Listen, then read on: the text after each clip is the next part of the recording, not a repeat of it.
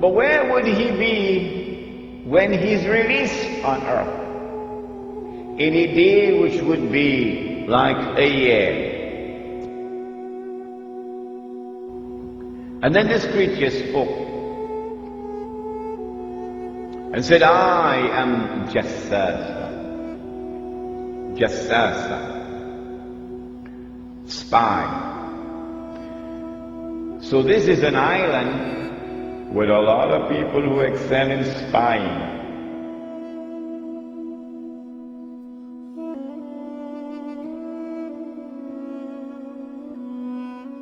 The 11th century Europe was ruled by the Church, which held a firm grip on the hearts and minds of the people. This power enabled Pope Urban II to wage war on the Muslim Caliphate and crusade in what he called a War of the Cross to recapture the land of Jerusalem.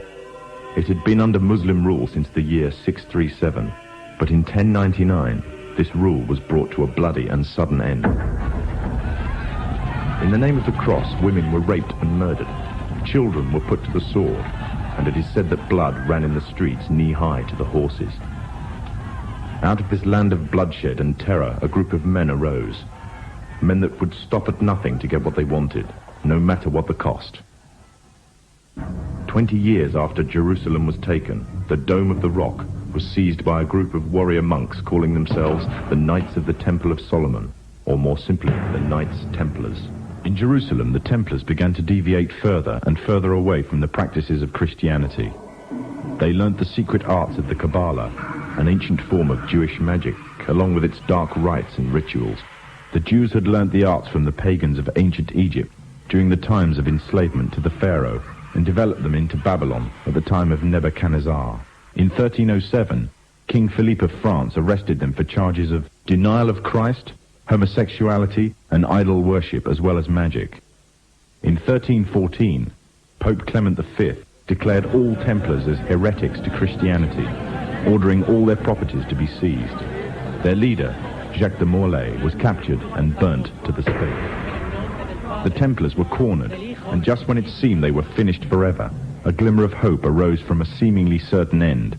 They were to find a safe haven as well as an ally. But not in France. In fact, in a country in a desperate struggle for independence against the English. The country of Scotland. For some, Scotland's hope of independence had died with the death of William Wallace. However, to the King of Scotland, Robert the Bruce, the arrival of the Templars gave him a new secret weapon. Their experience, gained over 200 years of fighting the mighty armies of Islam, had made them expert in combat and warfare, and more than a match for any army brought before them. In 1314, the Templars, allied with Robert the Bruce and his army, took to the fields of Bannockburn in the long-awaited showdown with the English. Robert the Bruce's foresight paid off. The 25,000-strong English army suffered a humiliating defeat at the hands of only 6,500 men. The dream of an independent Scotland had finally been achieved. The Templars had brought themselves back from the brink of destruction, and never again would they allow themselves to be destroyed.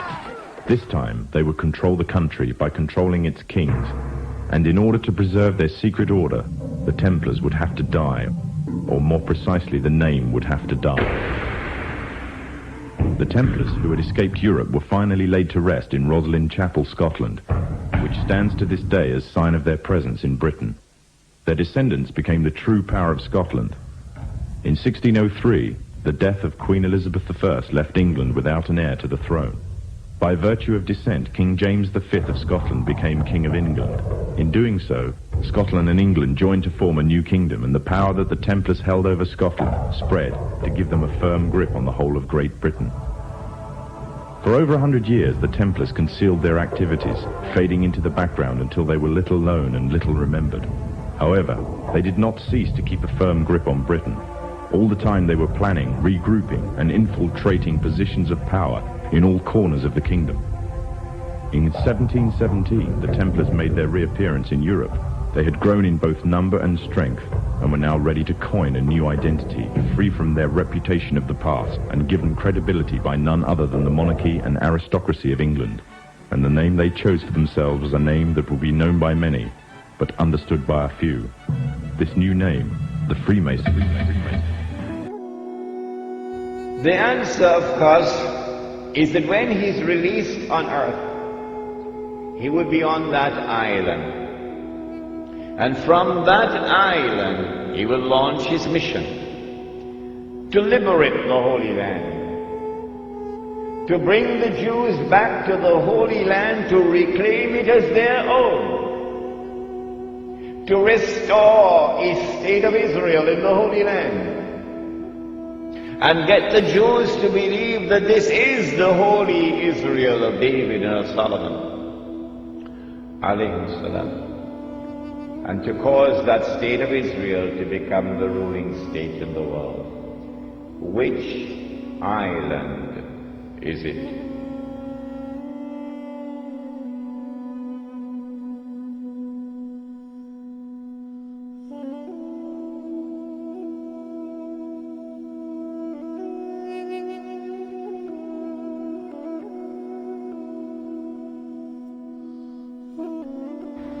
An amazing thing has happened.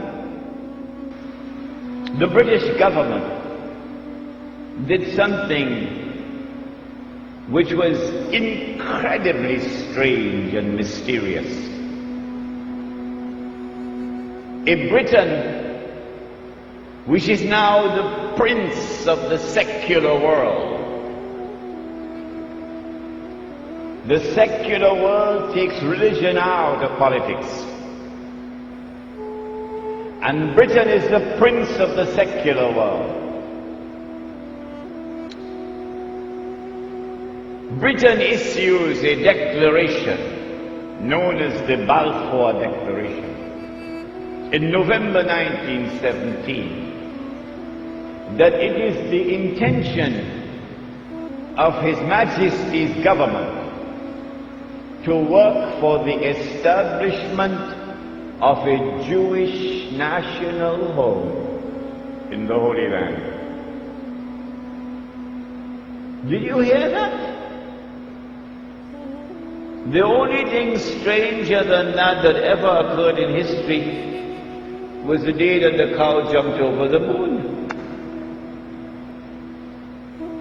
Why would a secular state, which leads the world of secular states, declare its intention to work for the establishment of a Jewish national home, meaning a Jewish state, in the Holy Land? 2 months later, this was October 1917, in December 1917, it is a British army led by General Allenby which defeats the Ottoman Islamic army and liberates the Holy Land. And when Allenby entered into Jerusalem, the British general declared, "Today the Crusades are over." Oh, but the Crusades were supposed to have been Christian wars. And you are now a secular state. You're not a Christian state, you're a secular state. How come a secular Britain is continuing a crusade started by the Pope 1,000 years before? That's strange. That is incredibly strange.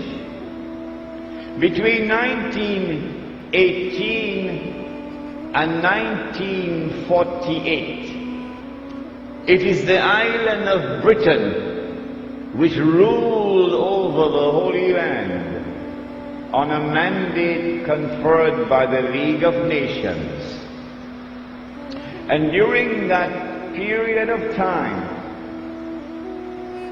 with tremendous deception, while pretending to keep the Jews out, Britain opened the doors for the Jews of Europe to enter into the Holy Land. and to reclaim it as their own.